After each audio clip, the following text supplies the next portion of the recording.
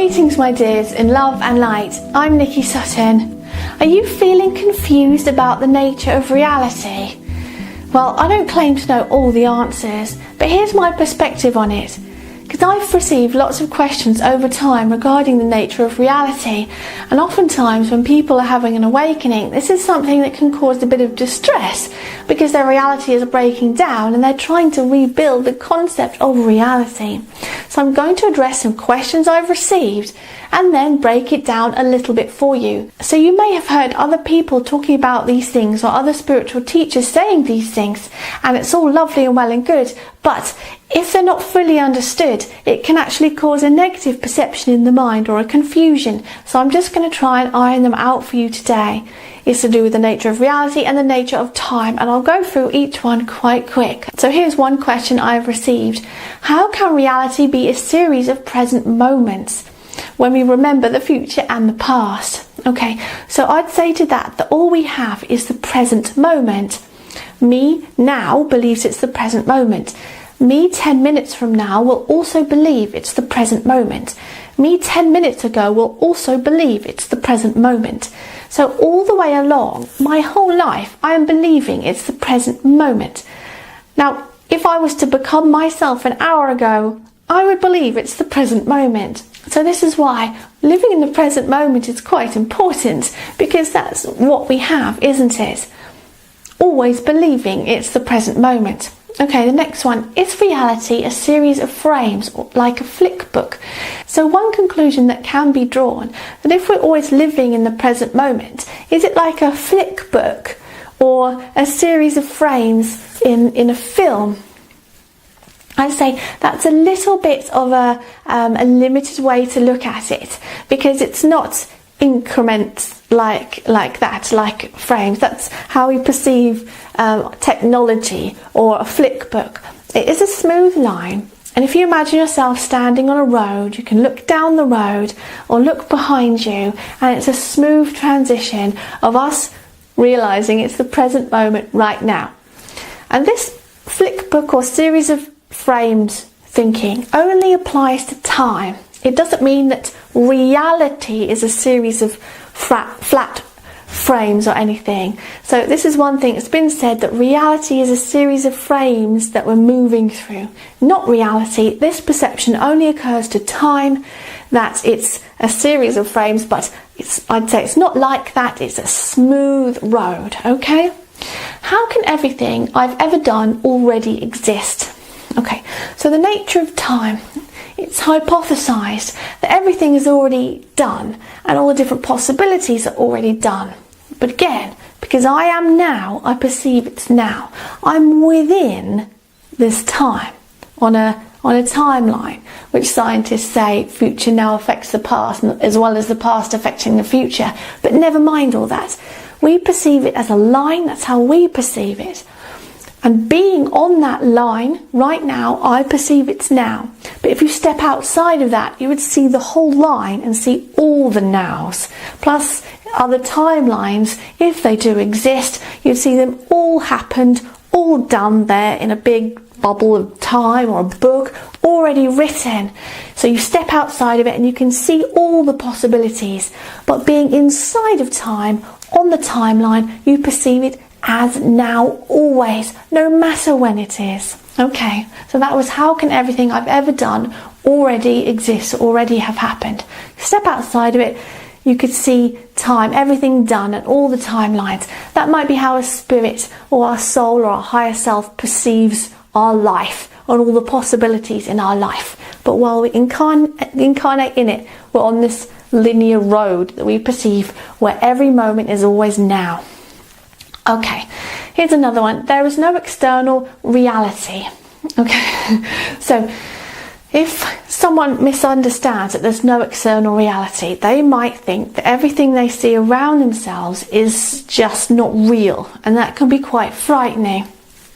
So when they say there's no external reality, that's like one of the 7 Hermetic principles, the law of correspondence, which is whatever is within us corresponds to our outside reality.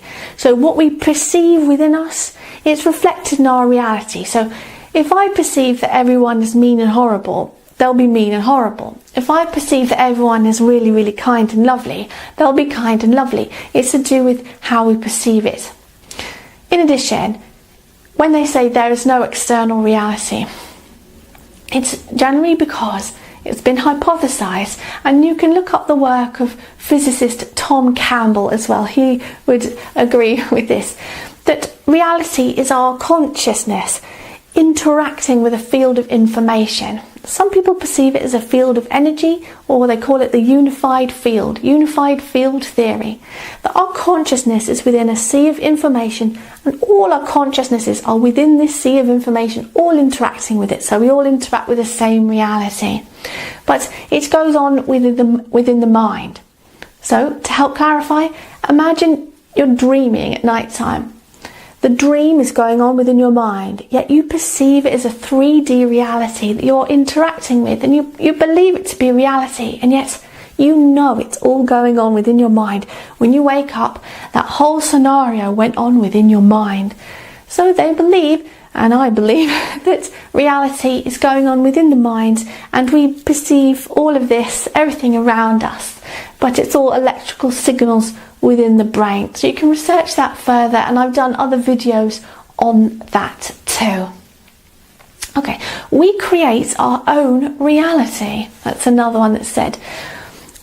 So this can cause fear, like if I have a negative thought, does that mean I'm going to conjure up negative things? And is reality even real then if I'm creating it? Is it all in my imagination? So going back to what I just said, if reality is a field of information or energy that our consciousnesses interact with, then it's all going on within our consciousness, our perceiving of it. And that other people in our reality too, they are real, and they are too interacting with the same reality. If you've seen the film The Matrix, you imagine Neo and Trinity and the other members of the team, they're all plugged into the Matrix. Their minds are plugged in, and they're all interacting with the same reality. It's not in your imagination. Your experience is a valid one. It is a real one. So here's another one that can cause confusion. When you hear that you are the universe, or the universe is in me, people worry that, do other people exist then, or is it just me here? So as I touched upon, that our consciousnesses interact with the same reality. We are all consciousnesses within it. You're not just you imagining everyone else, dreaming everyone else up. That's a very lonely state of mind to be in. We are all consciousnesses co-creating the same reality. So I have a video on co-creation which will go into that. So we share this reality, all interacting with it, and we can each see the changes that each other makes. The reason why they say that you are the universe, or the universe is within you, because we are all one. So we're all part of this one infinite being, this one infinite creation, sharing the same atoms, sharing the same energy, sharing the same information. So you are the universe because we are all one. So you are the universe, and the universe is you and everyone else, and we're all in it together. Another one, if reality is a hologram, how come I can touch it? Okay, so you may or may not follow me on this, but all perception is electrical signals within the brain. So what we see is a perception within the brain. There's no light in the brain, yet we perceive light. There's no projector in there, there's no light or anything in there, but we see light. So if something touches us, it's electrical signals going to the brain. So all of this could just be the brain or the consciousness receiving information and interpreting it as a reality. So theoretically there is no out there. The hologram thing, it's not quite right. There's no outer projection. A hologram implies there's something to project onto, and some reality that isn't quite tangible and you can move your hands through, or something like our perception of a hologram according to our technology at present. You can touch it because your mind says it's there. In the Matrix, there is no spoon. So the example I like to give is when you're in a dream, you could imagine picking up a book, couldn't you? But the book isn't real, your hand isn't real, It's all going on within your mind. The whole thing, when you wake up, you know has gone on within your mind, and yet you can see your hand, which isn't really your hand because your hand's in the bed, isn't it, when you're sleeping? It's not really your hand, it's not really a book, yet you believe it's real. It's all going on within the mind. So it's not a hologram, really. It's hypothesized that it's all going on within our consciousness. Again, it doesn't negate your experience. It doesn't make your experience any less important. If I am not the body and not the mind, then what am I? So please see my previous video on I am and how this is such important knowledge, and that will tell you all about what am I. And it's a wonderful load of information to learn which will not fit into this video, so I recommend you watch that. And if there are parallel realities, I don't feel comfortable that there are other me's in existence. Okay, they're not me's, they are other probabilities of you. Okay, so imagine your soul is energy or information, and it perceives it's existing in one timeline, and another timeline occurs, and another one, due to different decisions being made. It's not physical yous existing in other realities. There are other possibilities of you that may or may not be perceived by your soul or higher self, all being projected by your soul or higher self. Again, reality is within the consciousness, not physical yous existing. They are illusions of you, information of you being perceived by your soul or higher self, interacting with others, souls or higher selves. It's really hard to bend your mind around it. I have trouble bending my mind around it. It's hard to visualize. So you don't feel comfortable with other me's. Just take comfort in that you are you. Take comfort in the fact this is probably the main you going down this timeline. That if other yous exist, they're probabilities and they're being perceived within the consciousness of your soul. Okay. So I hope this has helped you in some way today. These are my perceptions of these things.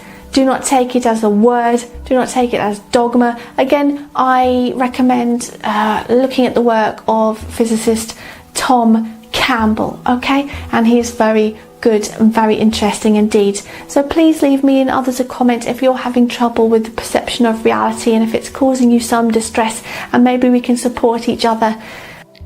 Support this Spiritual Awakening YouTube channel on Patreon and receive weekly bonus videos. You can also choose to receive spiritual guidance via email or spiritual sessions. And don't forget to click subscribe if you're not already a subscriber to receive regular spiritual inspiration on your journey through life.